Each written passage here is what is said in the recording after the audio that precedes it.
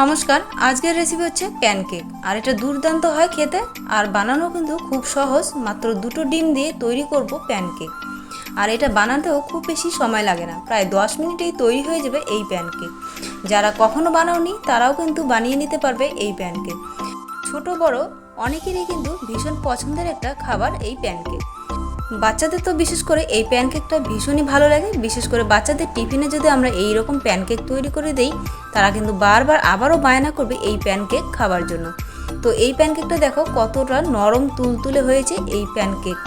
দেখো এইভাবে আমি যেভাবে বানাবো সেভাবে তোমরাও যদি বানিয়ে নিতে পারো, বললাম যারা কখনো বানাওনি তোমরা কিন্তু খুব সহজে বানিয়ে নিতে পারবে একদম নরম তুলতুলে প্যানকেক। তো চলো দেখে নেওয়া যাক আজকের এই রেসিপিটি আমি কিভাবে তৈরি করছি।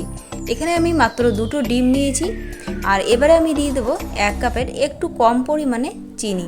তোমরা চাইলে এখানে চিনির গুঁড়ো ব্যবহার করতে পারো, কিন্তু আমি চিনি দিয়ে এই ডিমের সঙ্গে খুব ভালোভাবে মিশিয়ে নেব। একদম ডিমটাকে ফেটিয়ে নেব, চিনিটাকে একদম গলে নেব। আর এর মধ্যে আমি 2 চামচ সাদা তেলও দিয়ে দিয়েছি।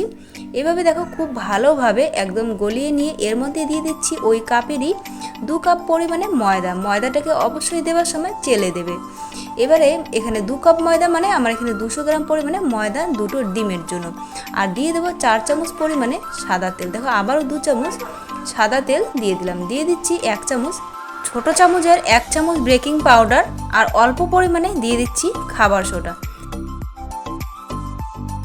দিয়ে সমস্ত উপকরণ খুব ভালোভাবে আমি মিশিয়ে নেব।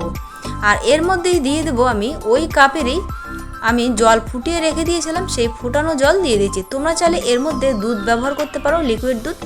এখানে আমি গরম জলটাকে ঠান্ডা করে 1 কাপ পরিমাণে দিয়ে দিয়েছি। সবশেষে দিয়ে দিচ্ছি ভ্যানিলা এসেন্স 1 চামচ পরিমাণে দিয়ে দিলাম।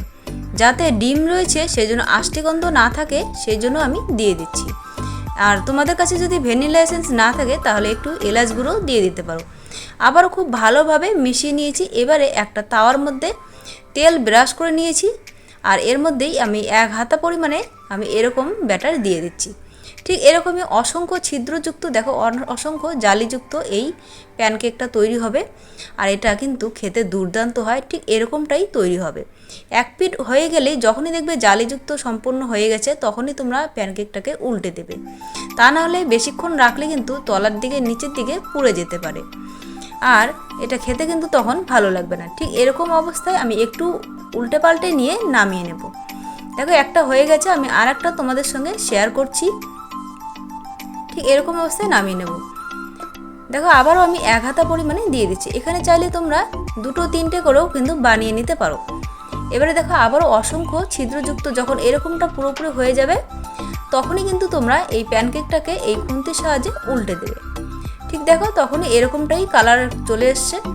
আর তারপরে কয়েক সেকেন্ড একটু রেখে দিয়ে আমি কিন্তু নামিয়ে নেব। এখানেই বোঝা যাচ্ছে কতটা নরম হয়েছে এই প্যানকেকটা।